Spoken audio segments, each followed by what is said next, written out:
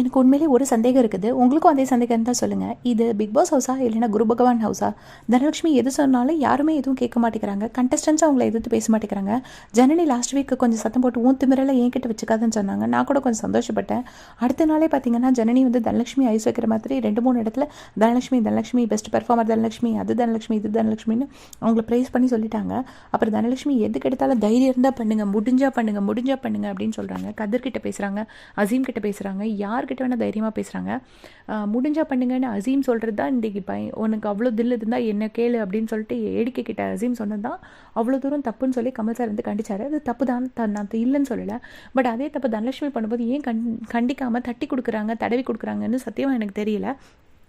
தனலட்சுமிக்கு எதனால் இவ்வளோ சப்போர்ட்டுங்க? உங்கள் யாருக்காவது ஐடியா இருந்தால் சொல்லுங்கள். அவங்க ஒருவேளை காமன் பப்ளிக்லேருந்து வந்திருக்காங்க, அவங்க பாவம் மனசு வருத்தப்படக்கூடாதுன்னு நீங்கள் சொல்கிறீங்கன்னா அதில் ஒரு லாஜிக் இருக்குது. பட் அவங்க அந்த மாதிரிலாம் கிடையாது. அவங்களே 2 படம் ப்ரொடியூஸ்லாம் பண்ணிட்டு தான் வந்திருக்காங்க. அவங்க பப்ளிக்லேருந்து வந்தால் கூட நல்ல ஒரு பவர் உள்ள லேடி தான். எதுக்காக இவ்வளோ சப்போர்ட்டுன்னு சத்தியமாக எனக்கு தெரியல. உங்களுக்கு இதே ஆதகம் இருந்தால் கமெண்ட்ஸில் சொல்லுங்கள்.